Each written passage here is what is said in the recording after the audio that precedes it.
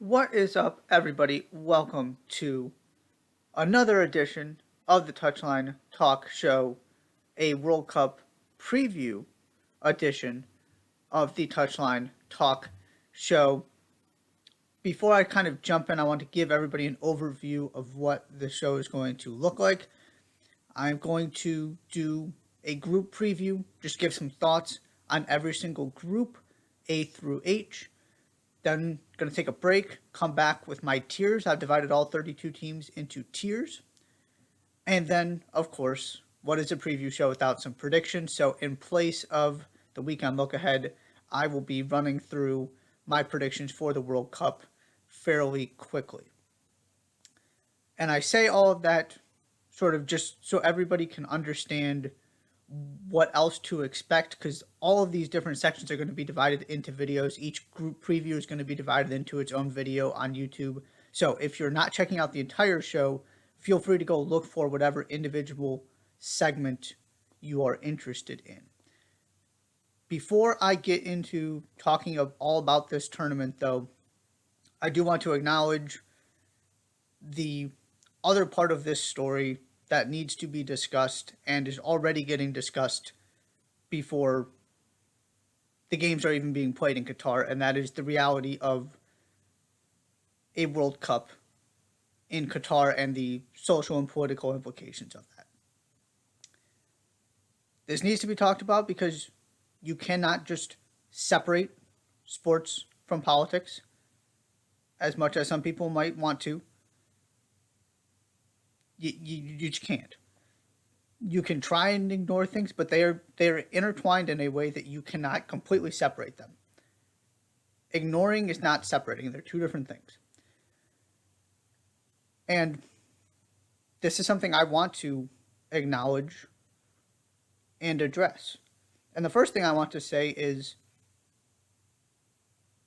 it's okay to feel conflicted about what is going to take place here and how we got to this place. I know I certainly feel that way. I've seen other people express similar sentiment. One of my big beliefs is life is not black and white. It is gray. There's no sort of obvious answer. There's, everybody's doing their best to try and cover all of this stuff and tell the complete story of this World Cup because it is so different in so many different ways and there are so many wide-reaching implications of what's happening. And so we should be excited because we get a World Cup, and that is amazing. And we also need to be paying attention to the other parts of this. FIFA and Qatar chose to have the World Cup played here. When you host an event like this with the entire world watching, and when you as FIFA decide to award, the biggest sporting event in the world, arguably, to Qatar, you are going to be held accountable for that decision and you're going to have to be able to explain why. Or if you can't explain why, you're going to get held accountable for that. You cannot run from the responsibility here. And so, you're already seeing videos of TV cameras getting taken down and people being told not to take pictures and all this stuff. And what did you think was going to happen when you put the World Cup in Qatar? You can't hide this stuff. This is part of what is happening. And it's an important part. And it's a story that needs to be told. And so there's only so much that can be covered, and all of the concerns are well documented. So one thing I would do is I would encourage you as a soccer fan, you as somebody who's interested in the world around you, to go find the people who are actually in Qatar experiencing this and follow their coverage.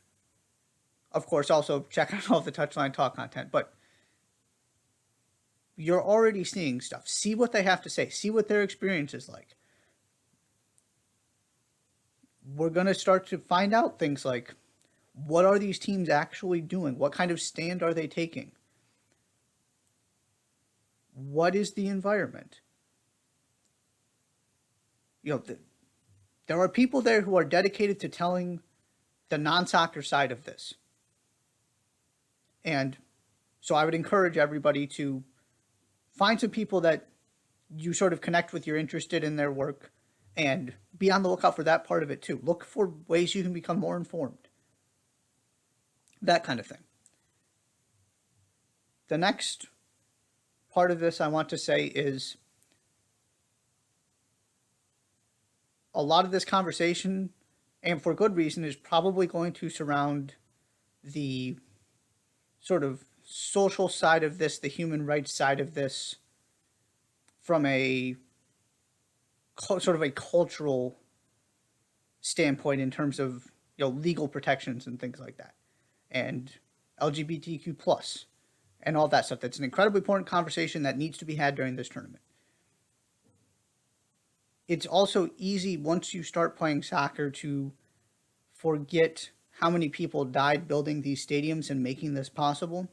And so I just wanted to take a minute to acknowledge that part of this, because I feel like that might be an aspect of this conversation that, because there is so much, and because this is kind of course, not gone from the memory, but a thing that has already occurred, unfortunately and tragically, it's just sort of natural that the conversation shifts to things that are still happening and what is going on in Qatar now. And so I did want to recognize how many people unnecessarily lost their lives in order for this tournament to happen. The last thing. So much has been talked about, this World Cup, the way it was awarded, the way this is all playing out, the concerns that are already coming to fruition. And so I just want to say, we're not going to know the legacy of this World Cup for years. And I say that because the whole sort of selling point on some of this is the impact, the positive impact this tournament and the pressure of knowing everybody in the world is watching you can have on Qatar and making progress and improving those human rights issues and improving worker safety and that kind of thing. It's easy to do that when you are constantly getting expected, when millions of people are about to show up in your country, because there has been progress and that needs to be acknowledged. What happens 3 years from now, though? Because that's when we're actually going to start finding out what the legacy of this World Cup is and whether it actually did what so many people are hoping it will do and permanently change some of the aspects of Qatari society. Not telling everybody how to live their lives or anything like that, but making progress in terms of ensuring safety and protection for just basic stuff that everybody deserves. Because honestly, people probably aren't going to go check in a year about how things are going, right? This got highlighted because the World Cup was coming. It's getting highlighted now because the World Cup is here. And it's very easy to forget about that World Cup when there's a Women's World Cup in a matter of months, when life just goes on.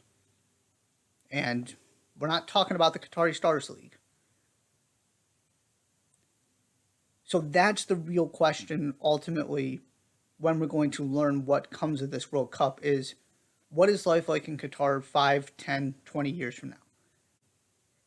Do we look back on this World Cup and point to it as a decisive moment where things permanently change for the better? Or do we look back on it as this was the changes that had to be made to convince FIFA and to convince sort of the world to go with this idea, to the extent that that happened, and to try and ease some people's concerns and show some progress, that was all just a front and things really aren't any different 5 years from now, 10 years from now. We're just going to have to see and wait. I certainly hope that this is permanent and it is a just continued progress from here, and we look back on this and we're probably never going to feel good about it. It's always going to be strange and a little difficult to stomach, but hopefully there is something to positive to point to years from now and say, wasn't a huge fan of all of that, but at least something good came from it.